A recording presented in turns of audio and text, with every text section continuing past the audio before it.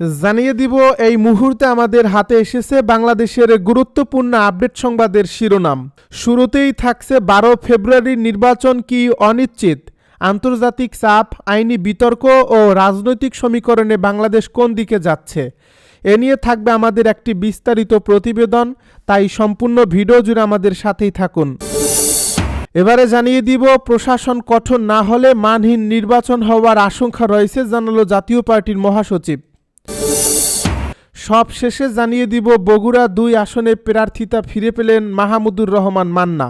এতক্ষণ শুনছিলেন হাতে থাকা আপডেট সংবাদের শিরোনাম, এবারে বিস্তারিত। তবে তার আগে অনুরোধ রইল ভিডিওটিতে একটি লাইক এবং কমেন্ট করে জানিয়ে দিন ভিডিও সম্পর্কে আপনার মূল্যবান মতামত। আরও জানিয়ে দিন ভিডিওটি কোথা থেকে দেখছেন বা কোন জেলা থেকে দেখছেন। 12 ফেব্রুয়ারি নির্বাচন কি অনিশ্চিত, আন্তর্জাতিক চাপ, আইনি বিতর্ক ও রাজনৈতিক সমীকরণে বাংলাদেশ কোন দিকে যাচ্ছে। ইলেকশন হবে কিনা এই প্রশ্নটা এখন আর অনুমান বা গুজবের মধ্যে সীমাবদ্ধ নেই, বরং বর্তমান রাজনৈতিক বাস্তবতায় দাঁড়িয়ে এটি একটি গভীর বিশ্লেষণের বিষয় হয়ে উঠেছে।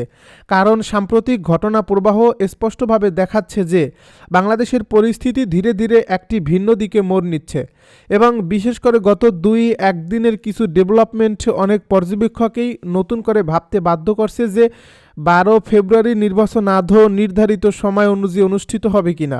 দীর্ঘ সময় ধরেই বলা হচ্ছিল যে নির্বাচন এই পর্যায়ে এসে অনিশ্চয়তার মধ্যে পড়তে পারে, কিন্তু সাম্প্রতিক ঘটনাগুলো সেই সন্দেহকে আরও জোরালো করেছে। বর্তমান প্রশাসনের প্রধান ডক্টর মোহাম্মদ ইউনূস একাধিক দিক থেকে চাপের মুখে পড়েছেন। আইনি প্রশ্ন, রাজনৈতিক বৈধতা এবং আন্তর্জাতিক অবস্থান, এই 3টি দিক একসাথে মিলিত হয়ে পরিস্থিতিকে জটিল করে তুলছে। বিশেষ করে যুক্তরাষ্ট্রের সাম্প্রতিক অবস্থান ও বক্তব্য রাজনৈতিক অঙ্গনে নতুন করে আলোচনার জন্ম দিয়েছে। মার্কিন প্রশাসনের পক্ষ থেকে স্পষ্টভাবে বলা হচ্ছে যে সব দলের অংশগ্রহণ ছাড়া নির্বাচন গ্রহণযোগ্যতা পাবে না, এবং এই বক্তব্য বাংলাদেশের রাজনৈতিক বাস্তবতায় অত্যন্ত গুরুত্বপূর্ণ বলে বিবেচিত হচ্ছে।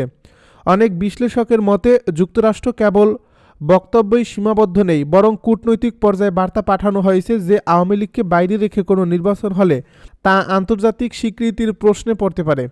এই প্রেক্ষাপটে দেখা যাচ্ছে আওয়ামী লীগের অবস্থান আগের তুলনায় আরও গুরুত্বপূর্ণ হয়ে উঠেছে, এবং রাজনৈতিক সমীকরণে দলটি কার্যত একটি কেন্দ্রীয় ফ্যাক্টরে পরিণত হয়েছে।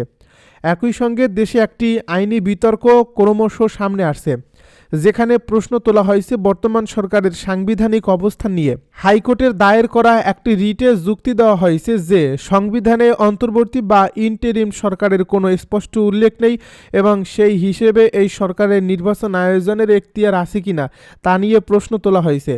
যদি আদালত এ বিষয়ে কোনো পর্যবেক্ষণ দেয় এবং প্রক্রিয়াটি দীর্ঘায়িত হয়, তাহলে স্বাভাবিকভাবেই নির্বাচনের সময়সূচি প্রভাবিত হতে পারে, এমন আশঙ্কা প্রকাশ করেছেন আইন বিশেষজ্ঞদের একটি অংশ। রাজনৈতিক মাঠের দিক থেকেও পরিস্থিতি অস্বাভাবিক বলেই মনে করছেন পর্যবেক্ষকেরা। নির্বাচনের 1 মাসেরও কম সময় বাকি থাকলেও এখনও সেভাবে নির্বাচনী আমেজ তৈরি হয়নি। মাঠে বড় ধরনের প্রচারণা, জনসভা বা রাজনৈতিক উত্তাপ দৃশ্যমান নয়, যা সাধারণত একটি জাতীয় নির্বাচনের আগে দেখা যায়। বরং উল্টোভাবে বিভিন্ন রাজনৈতিক দল তাদের কর্মসূচি স্থগিত বা পুনর্বিবেচনা করছে, যা অনেকের চোখে একটি গুরুত্বপূর্ণ সংকেত হিসেবে ধরা পড়ছে।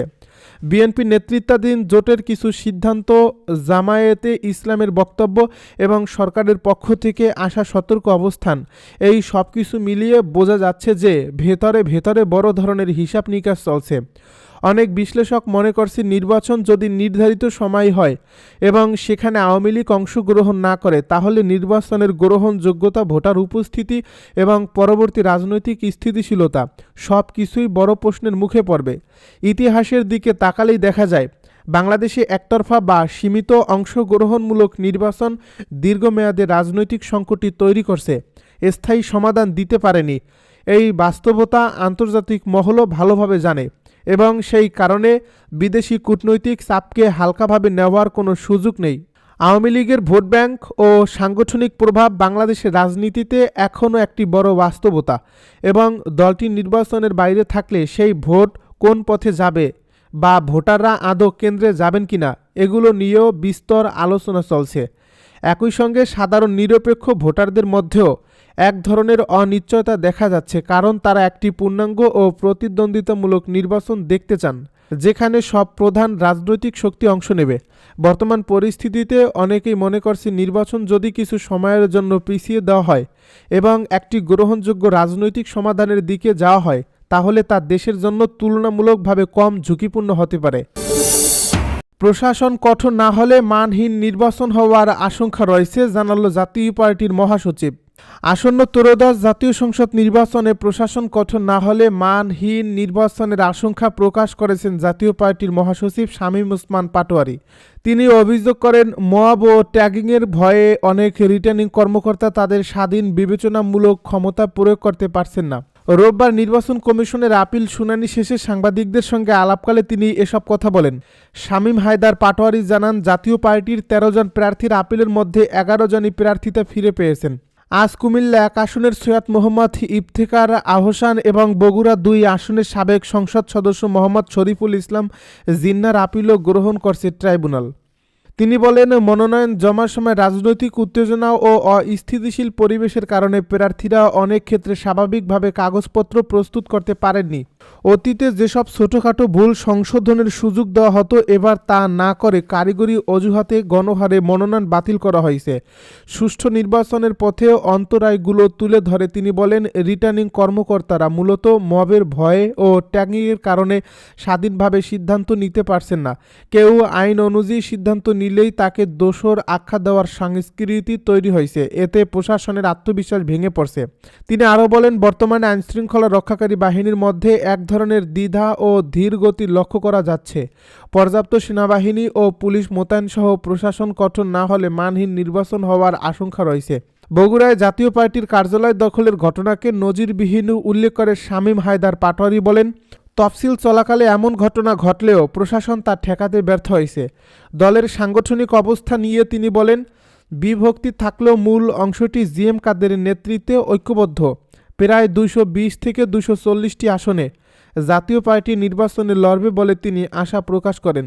ভোটের মাঠ প্রসঙ্গে জাপা মহাসচিব বলেন, সুষ্ঠু পরিবেশ ও লেভেল প্লেইং ফিল্ড নিশ্চিত হলে জাতীয় পার্টি ৪০ থেকে ৭০টি আসনে ভালো ফল পেতে পারেন। নির্বাচন কমিশন বা সরকারের উদ্যোগে সব দলকে নিয়ে আলোচনার মাধ্যমে একটি রাজনৈতিক সমঝোতায় আসার আহ্বান জানান তিনি। বগুড়া ২ আসনে প্রার্থিতা ফিরে পেলেন মাহমুদুর রহমান মান্না। ত্রয়োদশ জাতীয় সংসদ নির্বাচনে বগুড়া ২ আসনে নাগরিক ঐক্য মনোনীত প্রার্থী মাহমুদুর রহমান মান্নার মনোনয়নপত্র বৈধ ঘোষণা করেছে নির্বাচন কমিশন। রোববার দুপুরে রাজধানীর আগারগাঁওয়ে নির্বাচন ভবনের অডিটোরিয়ামে অনুষ্ঠিত দ্বিতীয় দিনের আপিল শুনানিতে তার মনোনয়নপত্র বৈধ ঘোষণা করা হয়। কমিশন জানায়, মামলা নিষ্পত্তি থাকায় তার আপিল মঞ্জুর করা হলো। এর আগে গত ২ জানুয়ারি রিটার্নিং কর্মকর্তার দায়িত্বে থাকা জেলা প্রশাসক মোহাম্মদ তৌফিকুর রহমান জানান, বগুড়া ২ আসনের প্রার্থী মাহমুদুর রহমান মান্নার হলফনামায় নানা অসঙ্গতি রয়েছে। তিনি হলফনামায় ফৌজদারি মামলার কোনো তথ্য দেননি। হলফনামায় যে এফিডেভিট দেখিয়েছেন তা সম্পাদনের একদিন পর তিনি স্বাক্ষর করেছেন। তিনি সম্পদ বিবরণীর ফরম দাখিল করেননি। এসব অসঙ্গতির কারণে তার মনোনয়ন বাতিল ঘোষণা করা হয়েছিল।